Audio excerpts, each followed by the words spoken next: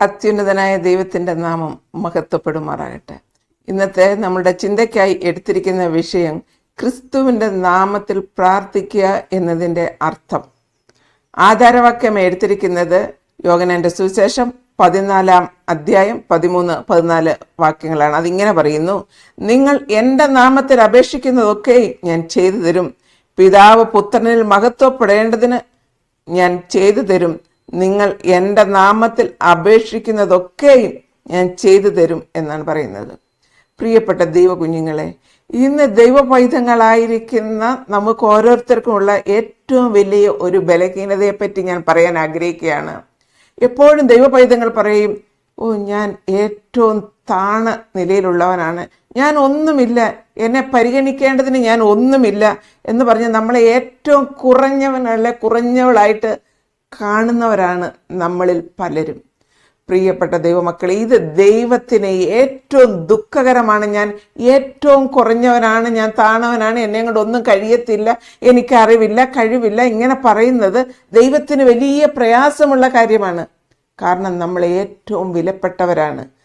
പിതാവായ ദൈവം കർത്താവായ യേശു ക്രിസ്തുവിനെ നമ്മൾക്കായി നൽകിയത്, നമ്മളെ പാപത്തിന്റെ പടുകുഴിയിൽ നിന്ന് കയറ്റാൻ വേണ്ടി കർത്താവായ യേശു ക്രിസ്തുവിനെ നമ്മൾക്കായി പാവയാഗമാക്കി തീർത്തത് നമ്മൾ വിലപ്പെട്ടവരായതുകൊണ്ടാണ്. കർത്താവായ യേശു ക്രിസ്തു എത്ര വിലപ്പെട്ടവനാണെന്ന് ഞാനും നിങ്ങളും മനസ്സിലാക്കുന്നു എങ്കിൽ എൻ്റെയും നിങ്ങളുടെയും വില എത്ര വിലയേറിയതാണെന്ന് നമ്മൾക്ക് മനസ്സിലാക്കാൻ കഴിയും. കാരണം നമ്മൾ പറയുകയാണ്, എൻ്റെ ദൈവമാണ്, എൻ്റെ പിതാവാണ് നമ്മളെ ദൈവം എന്ന് പറയുമ്പോൾ തന്നെ സ്വർഗത്തിലെ ദൈവം ഒരുപാട് സന്തോഷിക്കുകയാണ്. നമ്മളെ ഈ വില കൊടുത്ത് വാങ്ങിയത് നമ്മൾ ദൈവത്തെ സ്തുതിക്കുന്നതിനും മഹത്വപ്പെടുത്തുന്നതിനൊക്കെയാണ്. നമ്മൾ സ്തുതിക്കുമ്പോഴും മഹത്വപ്പെടുത്തുമ്പോഴൊക്കെയും സ്വർഗത്തിലെ ദൈവത്തിന് വളരെ സന്തോഷമാണ്. നമ്മൾ ഏറ്റവും വിലപ്പെട്ടവരാണ്. നമ്മൾ പറയണം, എൻ്റെ ദൈവം, എൻ്റെ യഹോവ എന്ന് നമ്മൾ പറയുമ്പോൾ സ്വർഗം സന്തോഷിക്കുന്നു. ക്രിസ്തുവിൻ്റെ നാമത്തിൽ നാം പ്രാർത്ഥിക്കുക എന്ന് പറയുമ്പോൾ അതിന് പല അർത്ഥങ്ങളുണ്ട്. കർത്താവിൻ്റെ സ്വഭാവം നമ്മൾ സ്വീകരിച്ചിരിക്കുന്നു, കർത്താവിൻ്റെ ആത്മാവിൻ്റെ ഫലം നമ്മളിലുണ്ട്, കർത്താവിൻ്റെ പ്രവൃത്തികൾ നമ്മൾ ചെയ്യുന്നു എന്നൊക്കെയാണ് അതിൻ്റെ അർത്ഥം. കർത്താവായ യേശു ക്രിസ്തു നമ്മൾക്ക് നൽകിയിരിക്കുന്ന ആ വാഗ്ദാനങ്ങൾ, ആ വിലയേറിയ വാഗ്ദാനങ്ങളൊക്കെ നമ്മൾക്ക് അവകാശം ആക്കണമെങ്കിൽ കർത്താവ് പറയുന്നത് നമ്മൾ അതുപോലെ അനുസരിക്കണമെന്നുള്ളതാണ്. രക്ഷകൻ നമ്മളോട് പറയുകയാണ്, നിങ്ങൾ എന്നെ സ്നേഹിക്കുന്നുവെങ്കിൽ എൻ്റെ കൽപ്പനകളെ അനുസരിക്കണമെന്ന്. ഇതൊക്കെ നമ്മൾ അനുസരിക്കുന്നു എങ്കിൽ നമ്മൾ ദൈവത്തെ സ്നേഹിച്ച്, ദൈവത്തിൻ്റെ സ്വഭാവം നമ്മളിൽ ഉള്ളത് കൊണ്ട്, ദൈവത്തിൻ്റെ പ്രവൃത്തി, ദൈവത്തിൻ്റെ ആത്മഫലം നമ്മൾ ഉണ്ടാകുമ്പോൾ മാത്രമേ നമ്മൾക്ക് ദൈവം പറയുന്നത് പോലെ ചെയ്യാൻ കഴിയുകയുള്ളൂ. നമ്മളെ പാപത്തിൽ രക്ഷിക്കാനല്ല, പാപത്തിൽ നിന്ന് രക്ഷിക്കാനാണ് കർത്താവായ യേശു ക്രിസ്തു ഈ ഭൂമിയിലേക്ക് വന്നത്. കാരണം അത് നമ്മളോടുള്ള അത്യുന്നത സ്നേഹത്തെയാണ് സ്വർഗത്തിലെ ദൈവം കാണിക്കുന്നത്. ക്രിസ്തുവിനെ നമ്മളിൽ ആക്കി കഴിയുമ്പോൾ, ക്രിസ്തുവിന്റെ സ്വഭാവം നമ്മളിൽ നിറഞ്ഞു കഴിയുമ്പോൾ നമ്മൾക്ക് പാപത്തെ ഒട്ടും അഡ്ജസ്റ്റ് ചെയ്യാൻ കഴിയത്തില്ല. നമ്മൾ ഭയങ്കരമായി പാപത്തെ വെറുക്കുന്ന ദൈവകുഞ്ഞുങ്ങളായി തീരും. ഒരു ദൈവത്തിന്റെ സ്വഭാവമാണ് പിന്നെ നമ്മളിൽ ഉള്ളത്. അതുകൊണ്ട് നമ്മൾക്ക് പാപം കാണുമ്പോൾ അതിനെ സഹിക്കാനോ അതിനെ ചെയ്യാനോ കഴിയില്ല. നമ്മൾ പാപത്തെ വെറുക്കുന്ന മക്കളായി തീരുന്നവരായി തീരും. കാരണം പിന്നെ നമ്മൾ കർത്താവിനോട് ചേർന്ന് സഞ്ചരിക്കുന്ന മക്കളായിരിക്കും, കർത്താവിന്റെ സ്വഭാവം നിറഞ്ഞവരായിരിക്കും. അബ്രഹാം പിതാവും ഇസാക്കും യാക്കോബും ഒക്കെ പറയുന്നത് അവരെ പറ്റി പറയുന്നത് അബ്രഹാമിന്റെ ദൈവം, ഇസാക്കിന്റെ ദൈവം, യാക്കോവിന്റെ ദൈവം എന്നാണ് അവരെ പറ്റി പറയുന്നത്. കാരണം അവർ വളർന്നു വിശ്വാസത്തിൽ വളർന്നു കഴിഞ്ഞപ്പോൾ അവർ യേശുവിന്റെ സ്വഭാവമുള്ളവരായി തീർന്നു.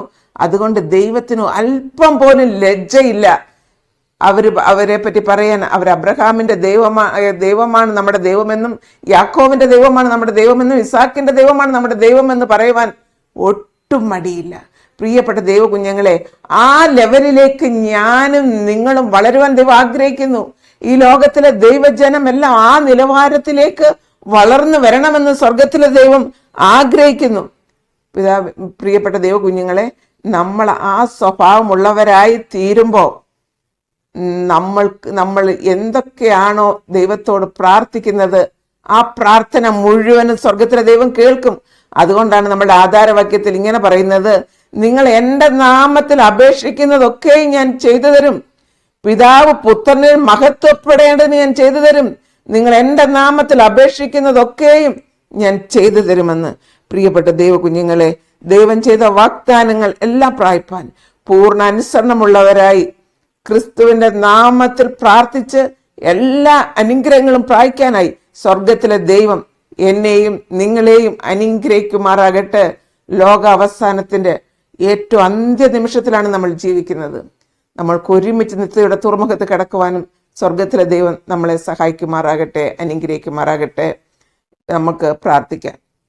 അത്യുന്നതനായ സ്വർഗീയ കർത്താവേ, ഈ നല്ല പ്രഭാതത്തിനായി സ്തുതിക്കുന്നു. ഇന്ന് ഈ മോർണിംഗ് ഡിവോഷനിൽ പങ്കെടുക്കുന്ന എല്ലാ പ്രിയപ്പെട്ട കുഞ്ഞുങ്ങളെയും ദൈവം അനുഗ്രഹിക്കുമാറാകണം. അവരുടെ മാനസികവും ശാരീരികവും ആത്മീയവുമായ അവസ്ഥകളെ ദൈവം അറിയുന്നു. എൻ്റെ ദൈവം ഓരോ പ്രിയപ്പെട്ട കുഞ്ഞുങ്ങളെയും തൊടണമേ. അവരുടെ കുടുംബം, അവരുടെ കുഞ്ഞുങ്ങൾ, അവരുടേതായ എല്ലാ പ്രശ്നങ്ങളിലും എൻ്റെ ദൈവത്തിൻ്റെ കൃപ അവരോട് കൂടെ ഉണ്ടായിരിക്കണം. ഇന്ന് അടിയങ്ങൾക്ക് തന്ന വചനത്തിനായി സ്തോത്രം. യേശുവിൻ്റെ നാമത്തിൽ അടിയങ്ങൾ പ്രാർത്ഥിക്കുമ്പോൾ അടിയങ്ങളുടെ ജീവിതത്തിന് തന്നെ മാറ്റമുണ്ടായി. അടിയങ്ങൾ ക്രിസ്തു നിറഞ്ഞ, ക്രിസ്തീയ സ്വഭാവമുള്ള, കർത്താവിൻ്റെ ആത്മാവിൻ്റെ ഫലം നിറഞ്ഞ, കർത്താവിൻ്റെ പ്രവൃത്തി നിറഞ്ഞ ദൈവകുഞ്ഞുങ്ങളായി തീരുന്നതുകൊണ്ട് സ്തോത്രം. പിതാവേ, ഇന്ന് അടിയനെ ശ്രദ്ധിക്കുന്ന എല്ലാ കുഞ്ഞുങ്ങളും അബ്രഹാം പിതാവിനെ പോലെയും യാക്കോബിനെ പോലെയും ഇസാക്കിനെ പോലെയൊക്കെയും വളർന്ന് അനുഗ്രഹിക്കപ്പെട്ടവരായി തീർന്നിസയിൽ പ്രവേശിക്കുവാൻ സ്വർഗം ഇടയാക്കണം. പ്രാർത്ഥന കേട്ടടിങ്ങളെ അനുഗ്രഹിച്ച ദൈവത്തിന് സ്തോത്രം. യേശുവിൻ നാമത്തിൽ തന്നെ ആമീൻ. ഇന്ന് എല്ലാ പ്രിയപ്പെട്ട ദൈവകുഞ്ഞുങ്ങൾക്കും ഏറ്റവും അനുഗ്രഹിക്കപ്പെട്ട ഒരു പ്രഭാതം നേർന്നുകൊള്ളുന്നു. ഈ ദിവസം മുഴുവൻ അനുഗ്രഹത്തിൻ്റെ ദൈവം നിങ്ങൾക്ക് തീർക്കട്ടെ. ആമീൻ.